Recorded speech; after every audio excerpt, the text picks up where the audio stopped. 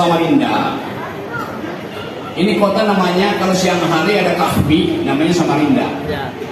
Kalau malam ada Kohapi, namanya Samarindu.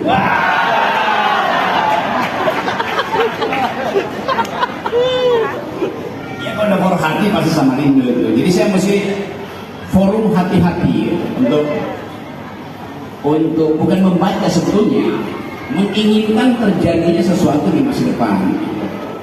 Kalau aktivis itu harusnya adanya keinginan untuk menghasilkan sesuatu, bukan membaca atau apalagi tadi ini kata dokter tadi yang bukan sekedar membaca dalam pengertian meramal, tapi menginginkan apa yang harus terjadi. Jadi ada politics of hope di depan, ada politics of memory di belakang kita. Nah, kita sebetulnya mau lihat apakah Presiden Prabowo masih tersandra oleh politics of memory atau dia sudah punya jalan pikiran dia sendiri, politics of hope. Berita terakhir dalam beberapa menit yang lalu, Gus Miftah mengundurkan diri.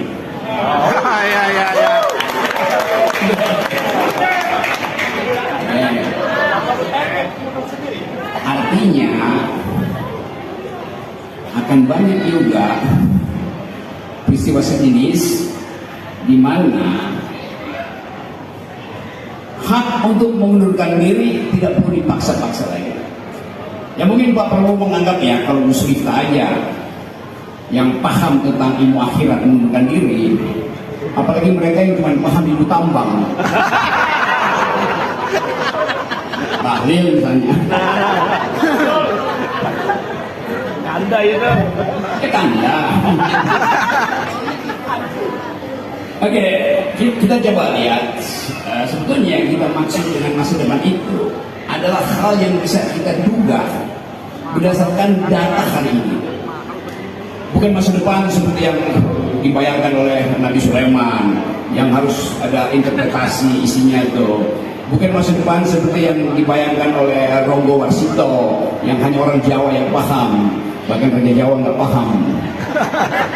Masa depan di sini dia nggak paham. Atau oleh peramal Nicodemus, fortune teller. Tetapi kalau kita lihat keadaan per hari ini, kita mesti ucapkan bahwa lebih banyak pesimisme daripada optimisme. Apa yang bisa kita duga dari awal, akhirnya mulai terjadi, yaitu bayangkan misalnya Pak Yusri Isana Hendra sebagai Menko Hukum, apa nggak bilang ini? Jadi sekali lagi ada defisit etik di kita. Jadi itu soal etika publik. Kalau soal yang real tadi, soal ekonomi, kita tahu bahwa hutang kita itu sampai sekarang ditambah dengan hutang swasta mungkin udah 15 triliun dan nggak tahu cara bayar dari mana. Akibatnya terlihat upaya dari Presiden Prabowo untuk mengatakan there is still a politics of hope, but the politics of memory mengganggu dia tuh. Dia bilang saya ingin pro rakyat, gaji guru saya akan naikkan, sambil dia menangis. Tapi dia tahu APBN nggak cukup. Tapi paling nggak dia udah menangis daripada masih bagi-bagi good. Jadi itu terlihat betul bahwa ada keinginan Prabowo untuk mengatakan bahwa saya berbeda loh dengan yang sebelumnya. Tapi dia ucapkan itu dalam bentuk bahkan pameran kebijakan. Guru naik, walaupun akhirnya setelah dibongkar, ya nggak naik juga sebetulnya. Porsinya sudah ada di situ. Lalu PPN yang harusnya dibatalkan, tapi dipakai formulasi PPN hanya berlaku untuk barang mewah. Bagaimana logikanya PPN hanya barang mewah? Klasifikasinya apa tuh? Apakah barang mewah yang diselundupkan yang lebih banyak dari barang mewah yang legal itu kena PPN? Yang beli barang mewah itu kebanyakan beli barang mewah selundupan. Tetapi untuk membuktikan bahwa dia pro rakyat, dia bilang 12% itu tidak berlaku bagi Kahmi dan Forhat, kira-kira begitu. Padahal Kahmi Samarinda beda dengan Kahmi di Banten kondisinya. Nah, saya bilang lagi, jadi fakta ekonomi itu menjadi batas dari ambisi politik. Kalau Pak Prabowo punya ambisi untuk menyelesaikan program infrastruktur dia itu sudah diperlihatkan bahwa Prabowo akhirnya minta Sri Mulyani untuk membatalkan proyek-proyek infrastruktur termasuk IKN. Tapi tentu agen-agen Mulyono masih minta bujuk-bujuk jangan sampai lupa orang buat IKN yang sebentar lagi jadi sarang tupai, karena banyak tupai tempat-tempat di situ. Jadi kita melihat semua keinginan dari kabinet hari ini batasnya adalah APBN, itu rumusnya tuh. Nah dari segi itu kita tahu akan ada krisis besar. Kita mau cari utang untuk menutupi. Tahun depan dibutuhkan 800 triliun rupiah. Karena APBN kita mungkin berminus. Sri Mulyani nggak mau cerita aja tuh. Ya mungkin dikasnya Sri Mulyani tinggal 100.000 rupiah tuh. Sisanya adalah nota. Tetapi dalam keadaan semacam itu harapan mesti dipakai. Nah ini sekarang kita bertanya, apakah dalam 100 hari kita bisa pastikan bahwa Indonesia akan ditentukan nasibnya setelah 100 hari, mengingat koordinasi kabinetnya ini itu yang akan jadi penanda apakah internasional akan masuk ke kita. Kalau dilihat sinyal-sinyal pasarnya, ya buat sementara kita tahu semua BUMN itu udah bangkrut, udah write off itu, utangnya banyak tuh. Tetapi seolah-olah masih ada harapan. Kenapa? Ya kita punya segala macam mineral ada di kita, iya. Tetapi pasar internasional juga dikendalikan oleh opini bahwa Indonesia mengalami defisit demokrasi itu. Indonesia mengalami defisit tutupan hijau yang dikampanyekan secara provokatif di luar karena perebutan sumber daya. Jadi sekali lagi teman-teman tentu kami semuanya pasti intelektual membaca data, tapi ada satu data yang nggak mungkin dibaca, yaitu faktor yang kita sebut kesepakatan politik. Apa sebetulnya kesepakatan politik antara Golkar dan PKS sehingga mau mencalonkan Ridwan Kamil? Apa kesepakatannya? Kalau batal apa akibatnya tuh? Apa kesepakatannya antara Anies yang datang dari tradisi religiositas diterima oleh PDIP yang sekuler? Apa konsekuensinya ke depannya?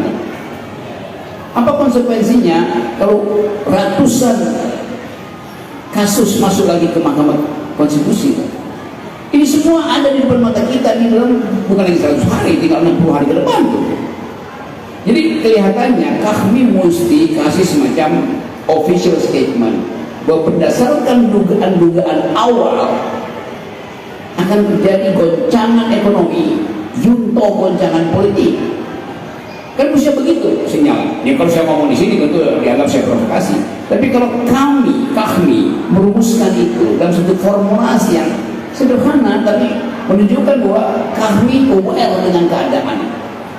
Kan kita nggak lihat ada investasi bertambah kan?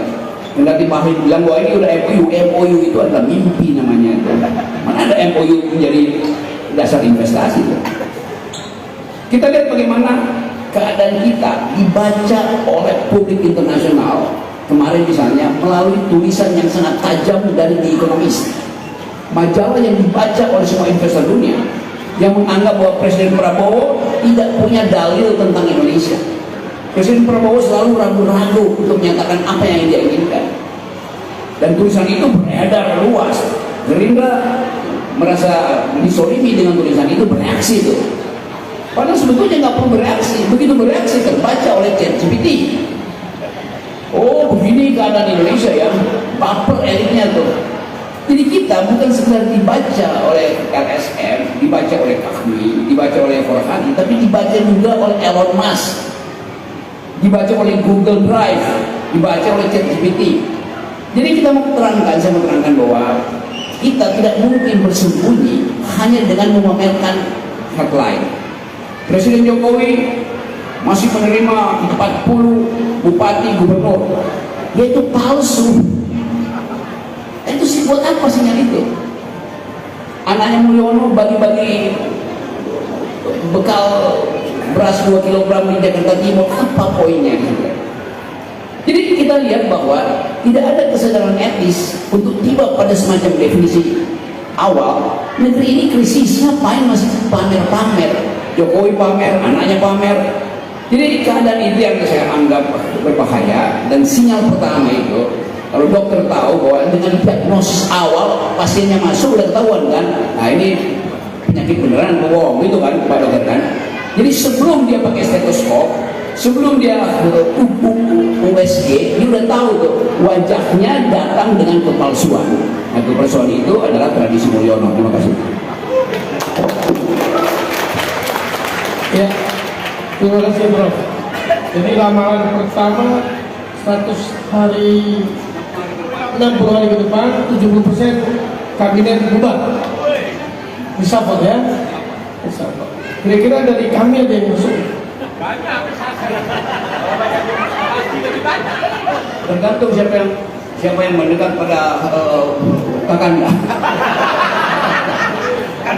Baik, kita mulai dengan sesi tanya jawab. Dimulai dari sisi kiri satu, ya.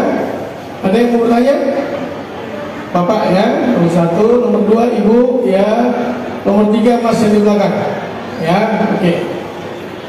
Ada rananya? Ini ada mikrofonnya. Ya.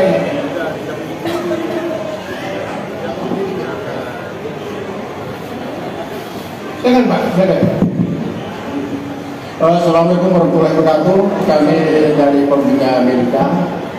Terus terang saya temanya ini menarik sehingga saya tertarik untuk bertanya. Apalagi oleh Pak Mungkin Guru memang orangnya salah berarti namanya Darodi, artinya memang orangnya rasional. Nah, kemudian optimis, kreatif dan insya Allah itu singkatan dari Darodi. Bapak nama siapa tadi? Sudirman. Ya, kata Sudirman itu punya makna Pak Dokter. Artinya itu baik atau bijak, etnya itu rasional, man laki-laki, artinya laki-laki rasional dan bijak. Pak Sudirman itu bukan suka diarahkan mantan. Kemungkinan ya mungkin itu sebelum saya melanjutkan, kata orang bijak, berdebat orang pintar, engkau akan dicintaimu.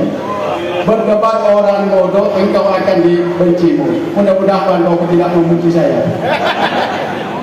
Ya, malah ini baru ada istilah, terus terang kalau sama ikuti TikToknya kalau berdebat dengan Irma Suryani.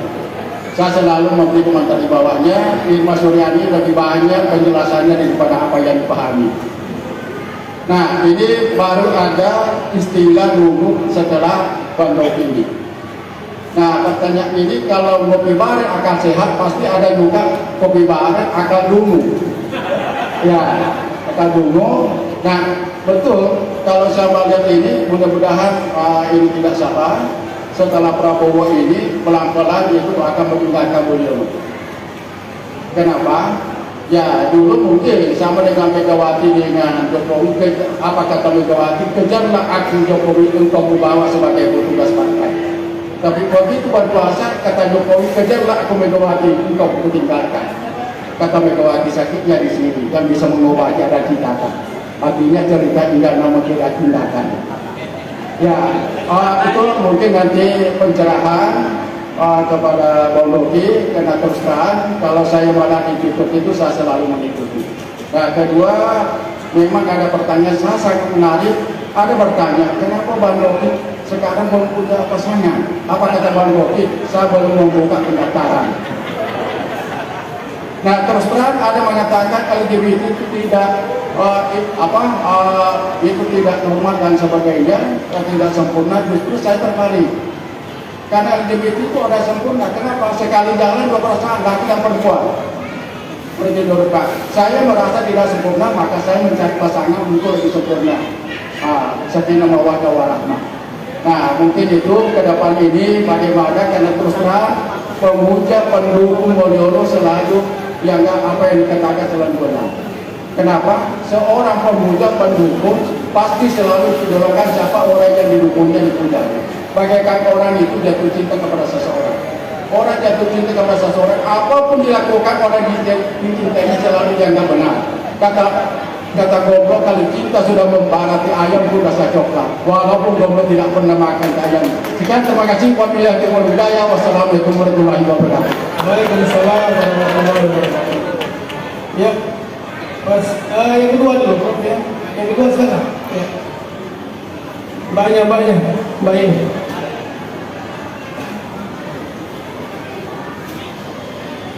Nama, kemudian tanyanya agak singkat ya, Mbak. Assalamualaikum warahmatullahi wabarakatuh. Nama saya Ibu Ernawati Siregar. Pak, saya dari komunitas emak-emak, Pak. Saya ingin mendengar ramalan atau komentar dari Bapak Rocky Gerung terutama. Bagaimana menurut Bapak membaca terhadap pilkada Kaltim, Pak? Karena Kaltim kan bagian dari Indonesia ke depannya. Kalau menurut kami begitu. Apa ramalan Bapak atau komentar Bapak terhadap pilkada yang baru aja selesai di Kalimantan Timur dan ramalannya 60 hari ke depan, Pak? Kurang lebih begitu, Pak, karena mempengaruhi kami emak-emak, Pak, terhadap cabai, gula dan lain-lainnya. Kurang lebih begitu. Wassalamualaikum warahmatullahi wabarakatuh. Ya, lanjut sama yang belakang. Singkat, Mas ya. Selamat siang dan salam sejahtera buat kita semua. Perkenalkan, Gubernur Gerung, saya Andre Muhammad Daryonan. Saya asli orang Samarinda dan perantau dari Sulawesi. Di sini saya ingin bertanya. Saya memiliki satu case, Bung Rocky, meminta pendapat dan tanggapan dari Bung Rocky. Saya salah satu alumni dari salah satu kampus di Samarinda dan saya lulus di Oktober 2012. Sedangkan permasalahan saya mengikuti CPNS 2024 dan dikalahkan dengan akreditasi. Akreditasi saya keluar di bulan Desember 2012. Saya lulus Oktober 2012 dan akreditasi keluar di Desember 2012. Saya sudah melapor ke berbagai instansi, termasuk saya mengunjungi bagian BKPSDM salah satu kabupaten di Kalimantan Timur, tetapi tetap jawabannya bersikeras sudah melewati masa sanggah dan saya digugurkan dengan alasan tidak memenuhi syarat. Menjadi pertanyaan saya, Bung Rocky, yang pertama, apakah di sini terjadi adanya dugaan pelanggaran terhadap Undang-Undang 45 Pasal 27 Ayat 2 dan pelanggaran HAM tahun 1999? Dan menurut yang kedua, menurut Bung Rocky, apakah saya bisa melalui lewat jalur apa saya melaporkan lagi? Apakah lapor Wapres? Karena saya sudah lapor Wapres, Bung Rocky, jujur, tapi contek satu. Nah, menurut Bung Rocky seperti apa? Apakah saya harus ke Jakarta? Terima kasih Bung Rocky, selamat siang. Baik, terima kasih. Prof, perlu saya ulang pertanyaannya? Nggak perlu? Pertanyaannya sederhana, kenapa Pak Rocky belum menikah? Kemudian dihubungkan dengan LGBT, jangan-jangan dia curiga Prof-nya LGBT. Saya pastikan itu tidak, Pak. Kalau soal itu saya pastikan tidak. Silakan Prof. Oke, ada suasana untuk ini bukan forum diskusi, jadi forum curhat. Tapi memang hanya itu yang ada di dalam benak publik Indonesia, yaitu curhat. Karena nggak tahu lewat apa kritik itu mau diajukan. Partai oposisi tidak ada, akibatnya curhat. Nah, sialnya saya dapat curhat macam-macam setiap hari ya. Tapi kita sekaligus bisa tahu bahwa ada bara sosial, ada tulisan psikologi di negeri ini yang menunggu momentum. Satu teman, pertanyaannya sederhana, apakah saya didiskriminasi dan upaya untuk memperoleh gelar sebagai aparat sipil negara ASN? Itu pertanyaan ratusan ribu orang loh, yang bahkan belum mendaftar ke KUA. Nggak mungkin. Padahal sebetulnya sistem penerimaan pegawai kita sekarang adalah computerized. Nggak akan ada problem di situ. Tapi tetap orang curiga bahwa di ujungnya ada yang terjadi pasti. Dan sekarang mungkin itu terjadi. Jadi bayangkan misalnya kemampuan kita untuk percaya pada pejabat publik hilang sama sekali.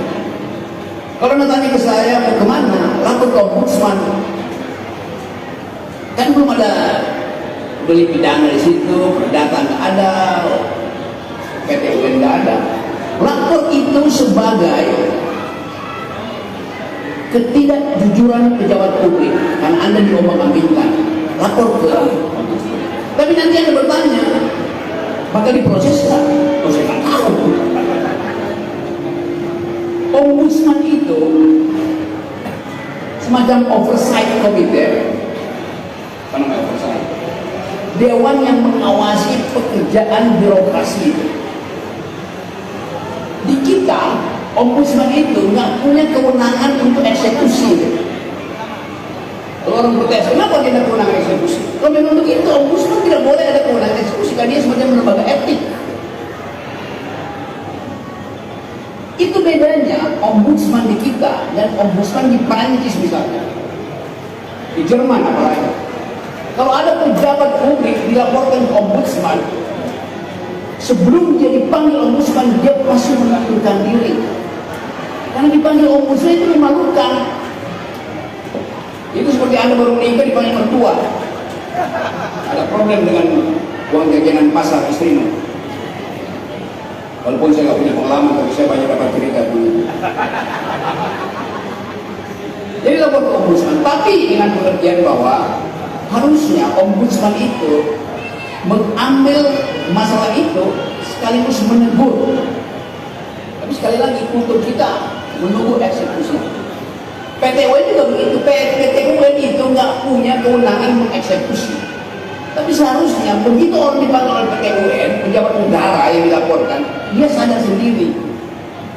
Itu yang nggak ada di kita. Yang ingin saya terangkan adalah moral public itu defisit di kita. Ini bukan sekedar di publik, di lembaga, di ormas juga begitu, OKP juga begitu, BEM juga begitu. Saya tahu bagaimana OKP nunggu di kantor polisi, amplop dan ke Polres. Buat apa? BEM juga begitu. Jadi luntur semua yang kita sebut sebagai the primacy of public morality. Itu problem kita. Jadi lebih baik kita coba bayangkan juga. Forhati kami, apa yang bisa dikonsepkan untuk di-gain our public morality itu, mengambil kembali hak kita. Kan public morality itu, moralitas publik itu diaktifkan oleh jejaring masyarakat sosial, masyarakat sipil, bukan oleh kekuasaan. Jadi lakukan sesuatu dari Samarinda, ucapkan bahwa ada lonceng kematian moralitas publik. Lainnya begitu, pasti itu akan jadi sesuatu yang bahkan akan dibaca oleh gubernur terpilih Kalimantan Timur. Bukti bahwa public morality di Kalimantan Timur itu drop, golputnya hampir 50%. Jadi keinginan untuk berpartisipasi hilang, pesimisme ada di situ, bahkan apatisme itu. Itu sebetulnya fungsi dari teman-teman mahasiswa, Forhati, Kahmi, untuk mengucapkan setiap hari keunggulan dan keutamaan dari public morality. Kita itu defisitnya di situ, cuma hal di situ. Dulu waktu ditanya pada Machiavelli, apa yang menyebabkan orang susah berubah? Kata Machiavelli, hal yang paling membosankan untuk diucapkan, paling membosankan untuk diingat, dan paling membosankan untuk ditagih adalah perubahan. Kenapa begitu? Karena yang lama, yang tidak ingin berubah itu sudah menikmati hal-hal yang menyenangkan ego-ego material mereka. Itu yang kita sebut sebagai rusaknya negeri ini, karena moralnya nggak bisa lagi berubah itu. Tapi saya percaya kalau itu kita biarkan, akibatnya kita ikut rusak negeri kan. Jadi ambil subjektivitas untuk katakan bahwa kita kami Forhati menghendaki dikembalikannya public morality itu. Itu tugas pertama dari kami ya. Dan Perhati, ucapkan petisi itu di depan gubernur terpilih.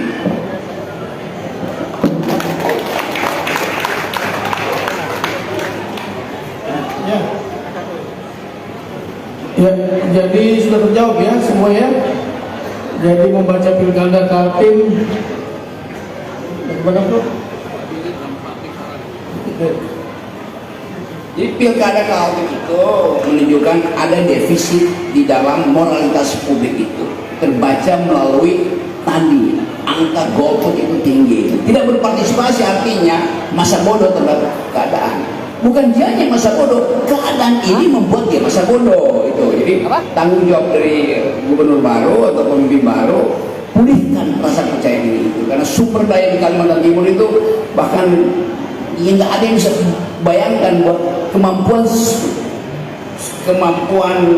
Kalimantan Timur untuk mensubsidi seluruh provinsi di Indonesia itu seperti dianugerahkan oleh alam aja. Jadi sekali lagi itu poinnya, salam buat Pak Gubernur. Dan pastikan bahwa ada hubungan, bukan sekedar hubungan emosi, hubungan etis antara ormas, terutama kami dan Perhati, dengan sang gubernur, supaya tercipta semacam critical society yang memberi dia feeding terus terhadap keadaan. Faktanya dia udah terpilih kan, itu masalahnya. Dulu sama seperti dulu saya pernah usul pada teman-teman saya di istana, lu anak-anak LSM yang ada di sekitar Pak Jokowi, yang ada di KSP-nya Pak Gubernur, teman-teman saya bilang, kalian bikin pertemuan 2 minggu sekali dengan Presiden, briefing dia dengan recent ideas, recent problem, supaya Pak Presiden pada waktu Jokowi tahu apa yang terjadi di semua sudut Indonesia, bukan cuma dengan lembaga survei.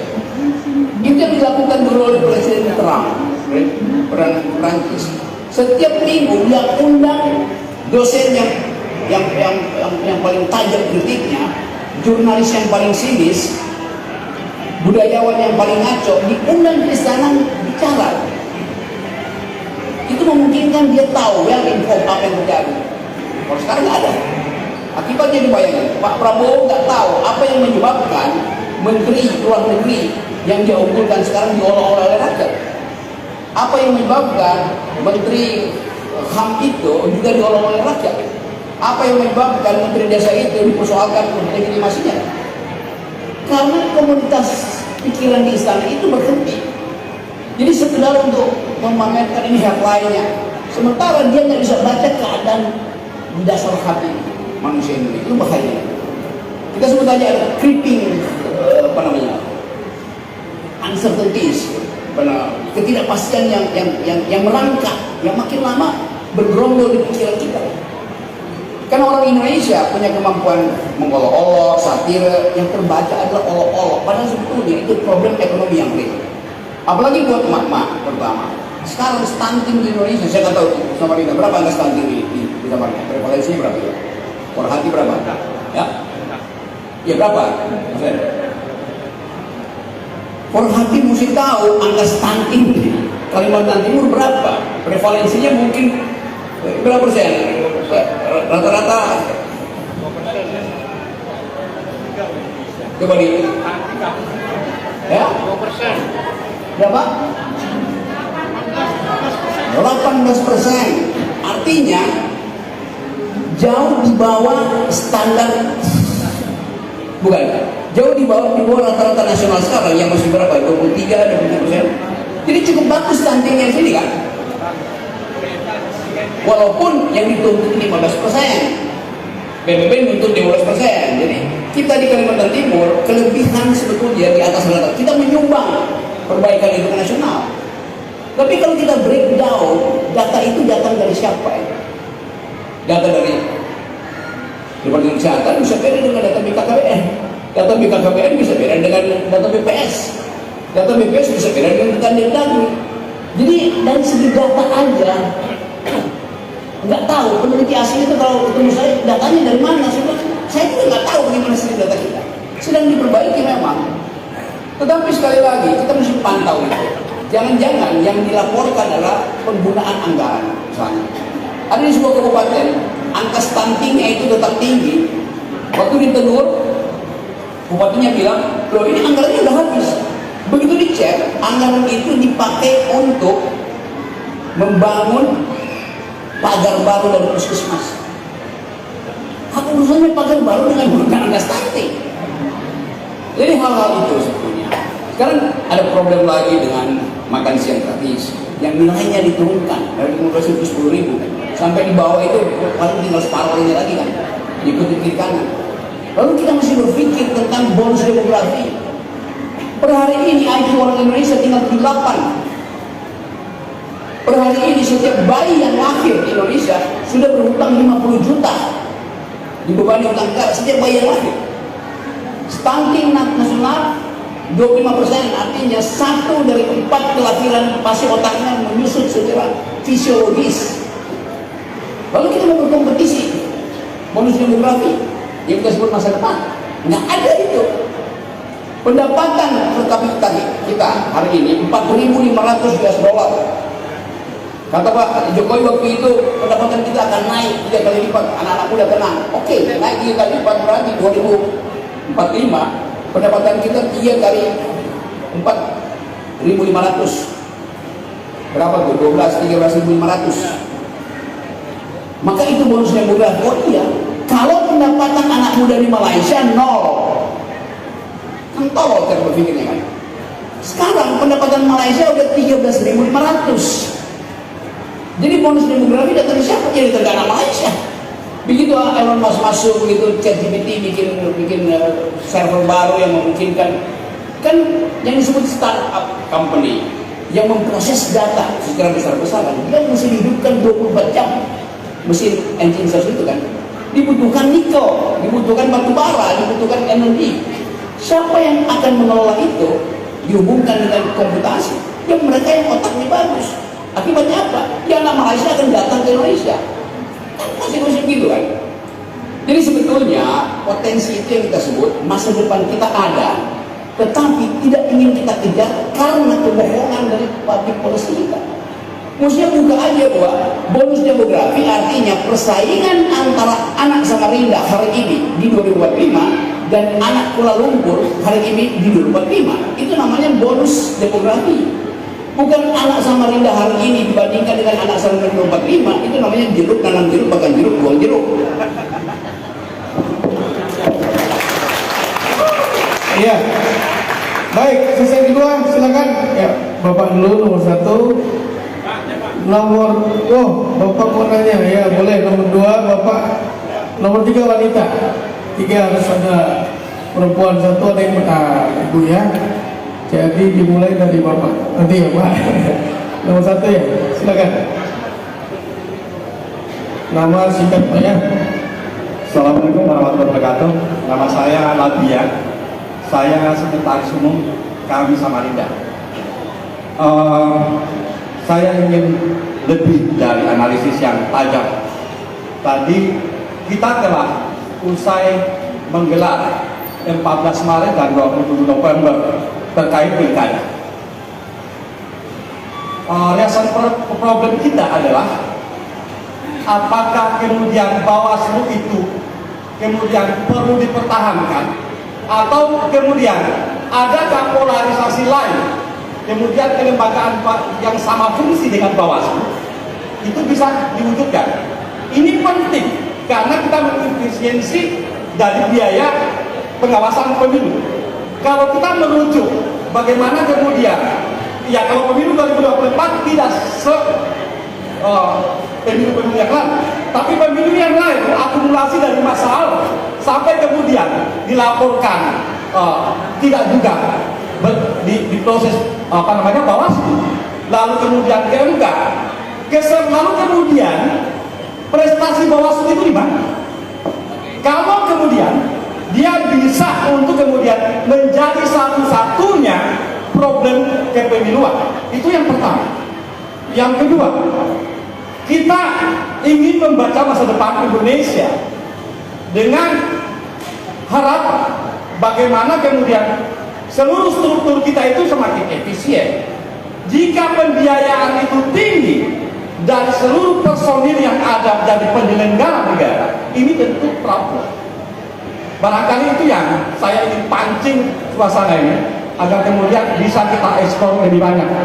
Billahi taufiq wal hidayah. Assalamualaikum warahmatullahi wabarakatuh.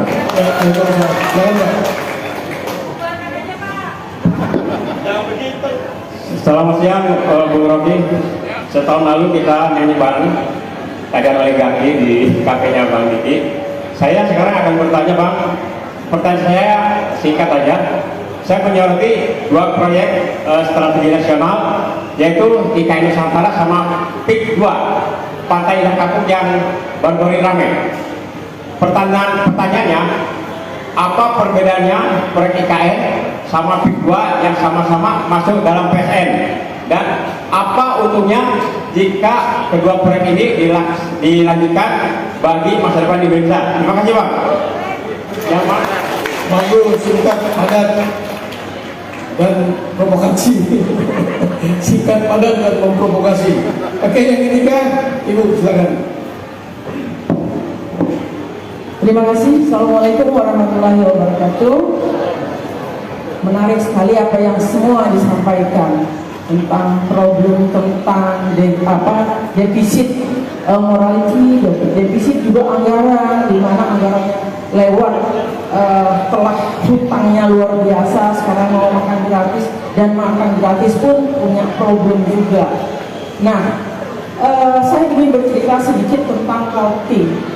Kaltim ini memiliki kontribusi yang cukup gede lah, kita tahu semua, kepada negara ini.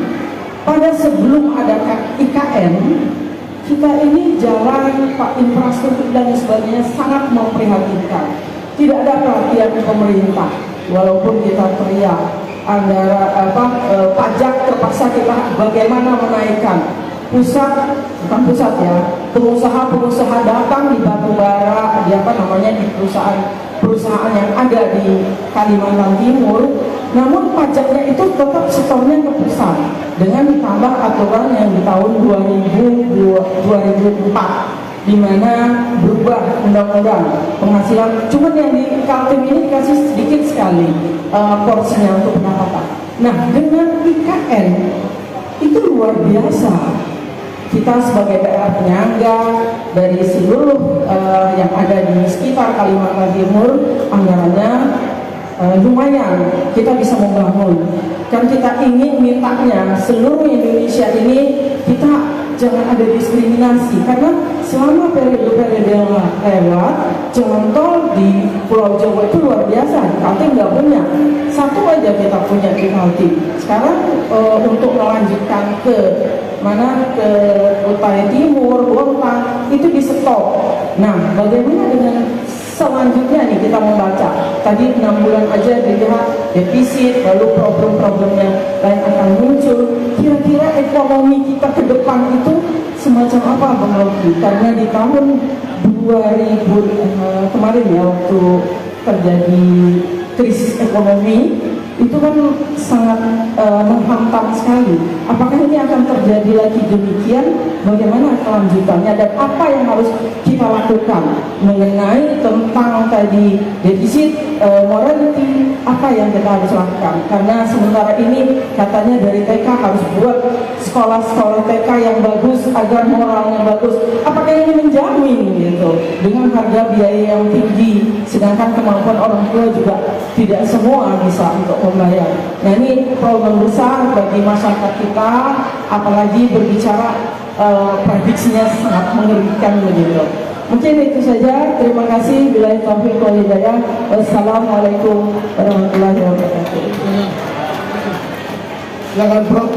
Bawaslu perlu kita ganti nggak, Prof?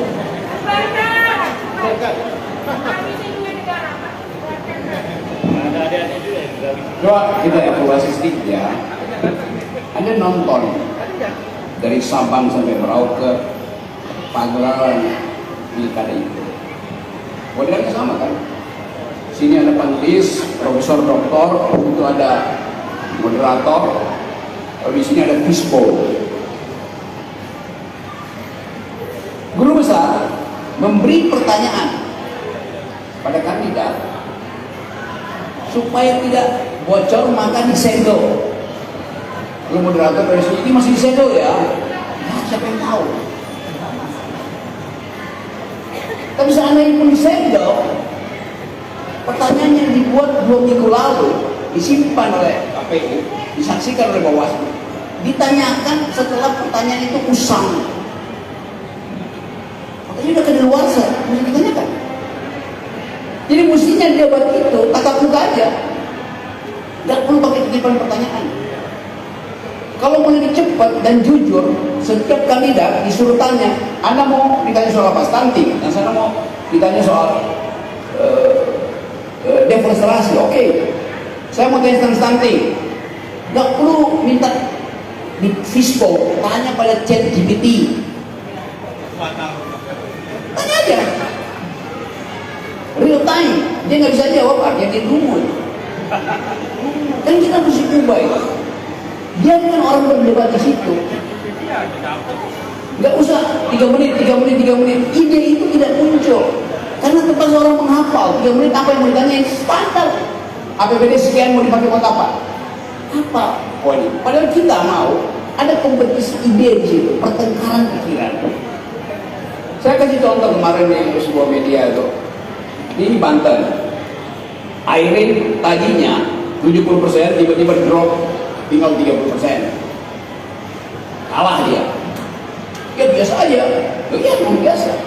Tapi mereka yang belajar statistik 70 turun 30 itu statistically insignificant. Artinya ada faktor luar di situ. Apakah Bawaslu berhak untuk periksa itu? Bawaslu bilang nggak bisa. Loh ini nyata. Sesuatu yang nyata di dalam statistik ngaco Bawaslu mesti periksa. Tapi Bawaslu kerjanya cuma ngintip siapa yang akan mengganggu perdebatan itu. Jadi Bawaslu jadi panitia teknis, bukan panitia akademis, bukan panitia etis banget. Bubarin aja, nggak ada gunanya Bawaslu. Termasuk juga KPU, ngapain KPU coba? KPU itu mesti isinya adalah partai-partai supaya mereka saling kontrol di situ. Ini KPU didesain supaya dikontrol oleh kekuasaan. Jadi sebetulnya masa depan kita panjang, masih kita mau supaya diubah sistem itu. Nah itu kami juga bikin positioning paper dengan beberapa data yang tersebar di Indonesia, bisa dilihatkan bahwa Bawaslu itu ditugaskan untuk meneliti dari awal, mencurigai dari awal kecurangannya, bukan dia menjadi bagian untuk membenarkan kecurangan. Oh kami nggak tahu, itu ada hasil pada survei. Berarti lembaga surveinya bohong, masa dari politik turun 30. Sama seperti orang yang lagi jatuh cinta, baru 1 hari dia bunuh diri, itu nggak mungkin. Dia ada proses hate and love relation dulu, baru dia bunuh diri itu.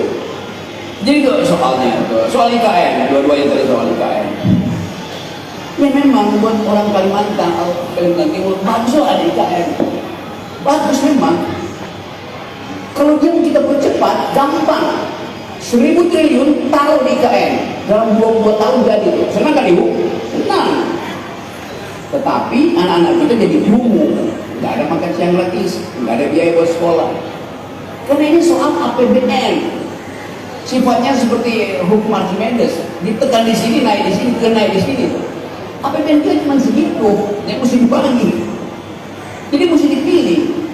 Apakah Prabowo akan meneruskan jalan pikiran Mulyono bahwa lebih baik perpanjang jalan tol daripada perpanjang jalan pikiran?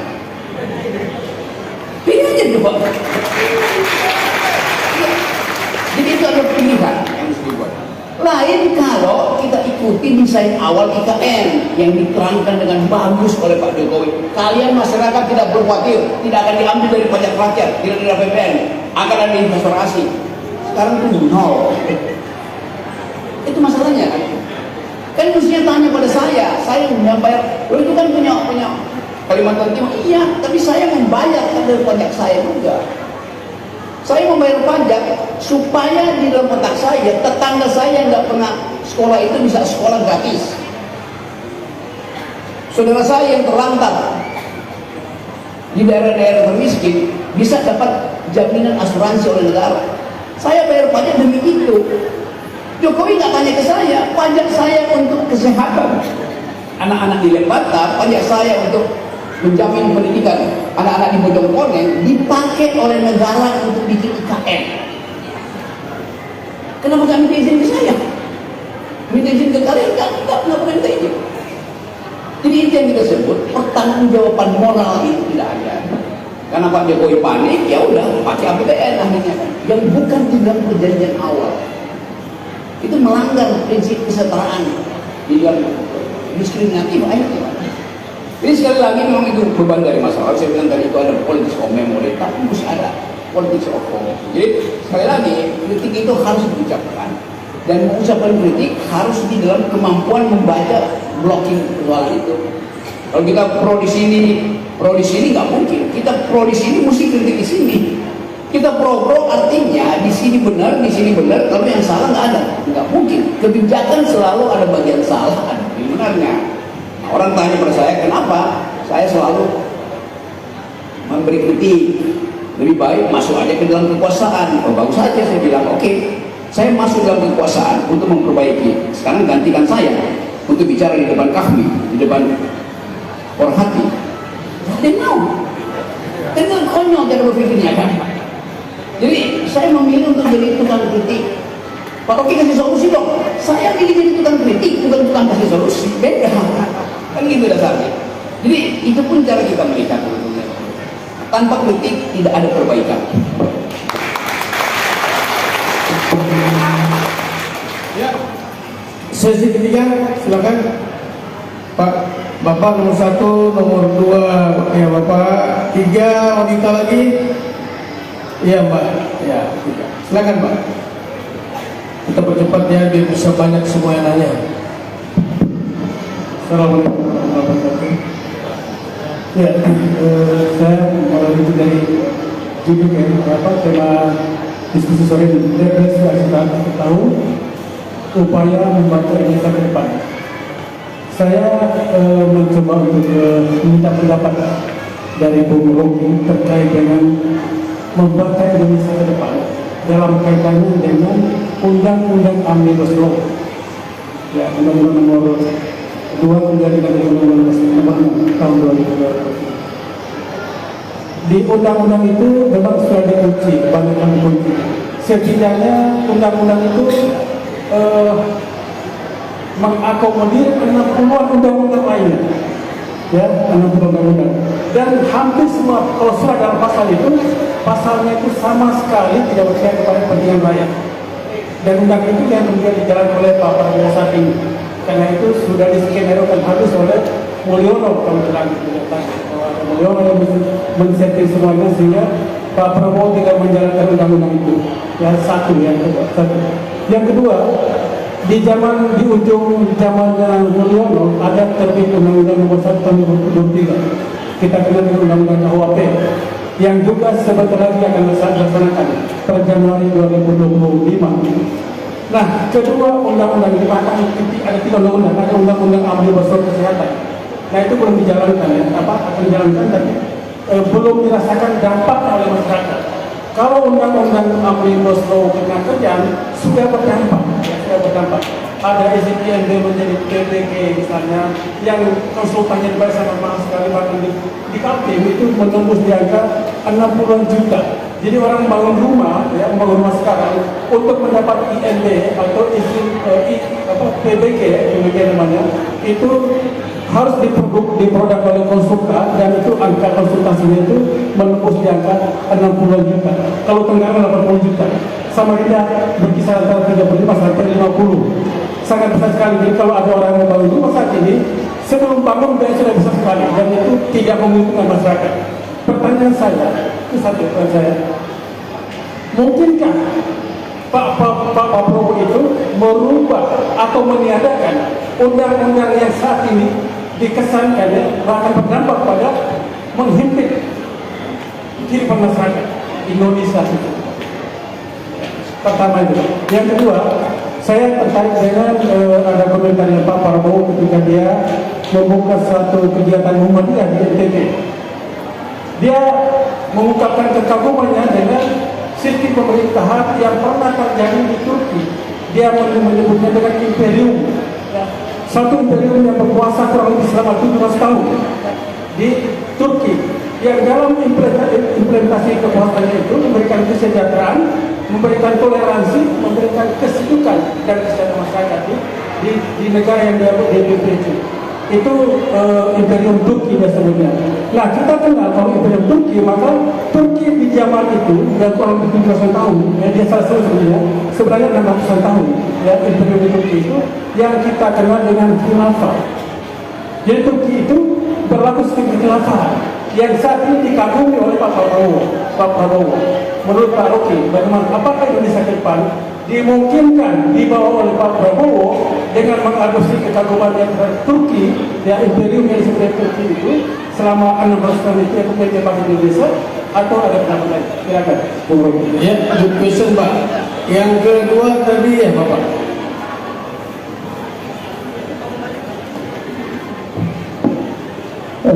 Bismillah Bang Rocky. Yang pertama saya melihat tadi mengamati izin nama Nasrul perwakilan dari guru di Samarinda.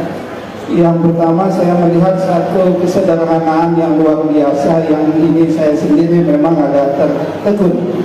Yang pertama saya diam-diam memang coba melihat gestur Bang Rocky dari datang tadi sampai ada di atas panggung. Ada beberapa hal yang saya menusuk bagi saya. Di antaranya adalah cara minum Bang Rocky ini sesuatu yang keren bagi saya. Karena yang saya tahu, ya, ini kalau kita lihat sunnah Rasulullah itu salah satunya adalah itu baru tidak langsung habis, tapi beliau sekali-sekali. Kemudian yang kedua, terlebih dahulu beliau tadi ini mencium aroma kopi ini. Apakah ada cyanida atau tidak begitu, sehingga ada kekhasan barangkali yang mungkin ini bisa ditampilkan secara tidak langsung. Oleh karenanya saya mewakili daripada guru, mungkin sekiranya diizinkan, ya, mohon bisa memberikan sedikit petuah terkait kesederhanaan, karena dalam kesederhanaan itu ada kejujuran. Itu yang pertama. Yang kedua, yang lagi ramai kan sekarang janji politik dari Presiden daripada Prabowo terkait tentang kenaikan gaji untuk guru. Tapi pertanyaannya adalah, Bang Rocky, belakang ini kita memperoleh kabar bahwa yang dapat itu adalah teman-teman ASN, kemudian P3K, kemudian teman-teman yang sudah sertifikasi punya IPASI. Pertanyaannya adalah, wabil khusus wilayah Samarinda ini, Bang Rocky, untuk sekolah ini termasuk Pak Mus, rekan kita di SMK, beliau ini perjuangan kita luar biasa, Bang Rocky. Untuk insentif aja kami harus turun gunung dengan beliau. Untuk pemerintah provinsi hanya mengalokasikan 1 juta untuk SMA. Akhirnya itu tertunda juga. Pertanyaannya adalah begini, Bang Rocky. Ini kan sekolah ini ada sekolah negeri, ada sekolah swasta, ada madrasah. Yang kita prihatin adalah guru-guru honor ini yang tidak tersentuh sebenarnya. Guru-guru honor yang ada di madrasah, yang ada di pondok pesantren, padahal semuanya sama-sama daripada mengangkat harkat martabat daripada kecerdasan daripada rakyat Indonesia. Jadi mohon pencerahannya bagaimana upaya yang mungkin bisa diambil langkah untuk beberapa guru, wabil khusus teman-teman yang honor, yang statusnya hari ini memang memprihatinkan. Karena yang kita dengar tadi kan hanya yang mereka yang udah pendapatannya udah jelas. Kemudian yang kedua, Bang Rocky, kira-kira adakah sumbu api yang bisa dibagi ke kita? Karena saya anggap kita ini harus dipecut baru untuk bangkit. Karena kita kenal Kaltim penyumbang yang luar biasa untuk Republik ini. Tapi kembalinya kan kita sendiri pilu. Kira-kira pemantik apa, sumbu apa yang bisa menggerakkan elemen masyarakat ini untuk kemudian ada satu semangat bersama untuk bagaimana ada kesetaraan, ada keadilan untuk Provinsi Kalimantan Timur. Wabil khusus tadi minta 2 SKS terkait kesederhanaan dan kejujuran. Terima kasih, Bang Rocky. Baik. Yang lanjut yang ketiga. Ya, sudah dijawab sekalian insyaallah.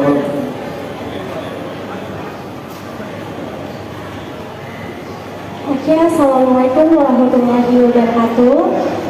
Perkenalkan, nama saya Anissa. Nah, di sini saya ingin mempertanyakan tentang sistem pendidikan yang ada di Indonesia, yang dimana ketika kita diberikan tugas oleh seorang guru, nah siswa ini kan diwajibkan untuk memakai satu metode, misalnya seperti presentasi misalnya. Tapi tentu kenapa kita tidak diberikan hak ketika kita diberikan tugas, kenapa kita tidak diberikan hak untuk memilih metode seperti sesuai dengan keunggulan apa yang kita punya. Misalnya presentasi, ada orang yang jago di lisan, jago public speaking. Nah, di sisi lain ada juga orang yang mungkin dia nggak terlalu pandai untuk berbicara, tapi dia pandai dalam menulis, tulisannya bagus seperti itu. Atau PPT, mengedit video. Nah, kenapa kita tidak diberikan hak untuk memilih metode bagaimana cara kita mengelola tugas tersebut? Seperti itu. Ini bukan pertanyaan sih, saya hanya meminta untuk tanggapan tentang argumen saya. Seperti itu. Terima kasih. Terima kasih ya. Baik, Prof. Pertama dari Pak Jafri, Undang-Undang Omnibus Law, kemudian Undang-Undang Nomor 1 tentang KUHP yang berlaku Januari, Omnibus Law Kesehatan, mungkin nggak diubah oleh Pak Prabowo. Kemudian dengan sukanya beliau terhadap sejarah di Turki, mungkinkah beliau menerima khilafah sebagai sistem pemerintahan di negara kita?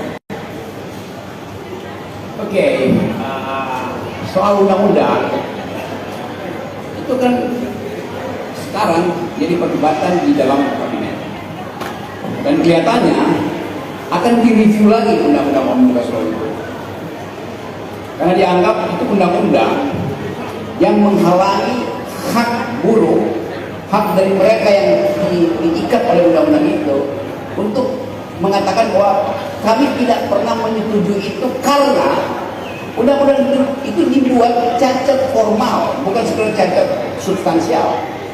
Kan draft undang-undang itu disembunyikan. Kita sebagai akademisi tidak pernah membaca draft akademis dari undang-undang Omnibus Law.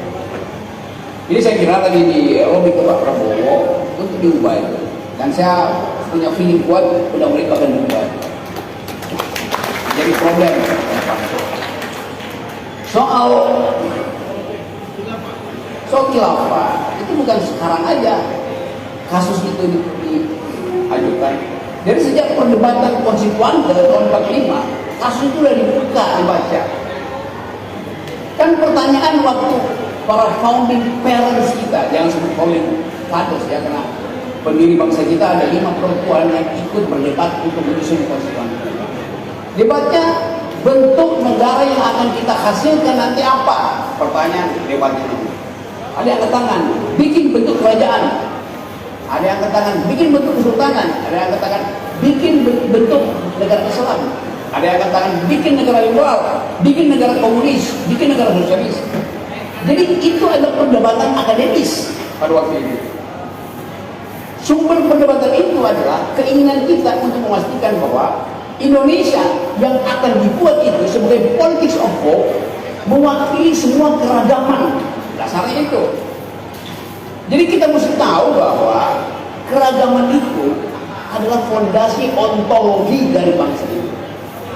Karena kita beragam, diperlukan kesatuan. Lalu mau jawab balik, demi persatuan tidak boleh ada perbedaan. Apa enggak tolong? Kan ini yang mengakibatkan tidak ada lagi oposisi. Bahkan untuk membahas proposal, apa bisa nggak kita ulangi kejayaan Turki? Ya bisa aja, tetapi mesti ada perdebatan akademis tentang itu. Itu yang nggak ada. Saya setuju aja mau bikin apa negara komunis, ikut Cina tuh. Apakah Cina negara komunis? Bukan. Dia dipimpin oleh partai komunis. Tapi provinsi-provinsi yang hidup itulah pasar liberal, market society, supaya kompetisinya jalan. Tapi ideologinya tetap di ujungnya negara yang menentukan arah. Tetapi untuk menimbulkan gairah memproduksi, pasar bebas ada di provinsi itu yang kita sebut agen-agen partai komunis itu adalah pengusaha-pengusaha kapitalis. Itu pilihan setelah Cina selama 70 tahun menguji dalilnya. Setiap kali ada potensi untuk mengatakan market itu tidak harus kapitalis, bisa juga market itu sosialistis, bisa. Idenya tetap market, Efisiensi hanya ditemukan kalau kita tahu berapa kebutuhan distribusi, berapa kebutuhan supply, berapa permintaan kita. Diperlukan sinyal market. Tetapi istilah tentang kesejahteraan itu bukan urusan market, itu pemerintah yang menentukan. Sejahtera buat siapa? Whose justice? Which nationality? Nah ini pertanyaan-pertanyaan yang ditutup sepanjang Mulyono berkuasa. Nah sekarang itu dibuka lagi, orang boleh bicara tentang negara Islam, tentang negara agama atau negara apapun. Yang penting ada masyarakat yang argumentatif. Untuk mencapai itu diperlukan argumentatif society. Kami Forhati bagian dari argumentatif society. Dalilkan sesuatu. Sejarah hanya menolong kita untuk memberi contoh. Sekarang misalnya, kalau Anda ingin tahu apa perkembangan terakhir dari sistem ekonomi dunia, setiap tahun minta diundang ke Davos. Di situ ada yang namanya World Economic Forum, tempat para kapitalis berkumpul untuk menentukan masa depan dunia. Semua CEO terbaik, pemilik kapital, dari Elon Musk sampai Presiden Amerika dulu, sebelum jadi presiden, Donald Trump, selalu setiap tahun berkumpul di Davos, di ketinggian 3.000 meter, ingin diskusi tentang masa depan kapitalis dunia. Forum itu didesain dari tahun 50 oleh seorang Jerman, namanya Klaus Schwab. Dalam 5 tahun terakhir, si pendiri itu mulai ragu, bisa tak dunia dihidupkan dengan prinsip growth, eksploitasi itu. Dia menyadari bahwa kalau dunia dihidupkan terus dengan sistem market kapitalis, lama-lama gundul dunia ini, gelam. Nah kesadaran itu memunculkan, menguji proposal-proposal pembangunan ekonomi model lain, termasuk model Islam, sistem perbankan, sistem ekonomi, sistem koperasi Islam, sistem sosialisme Islam bahkan.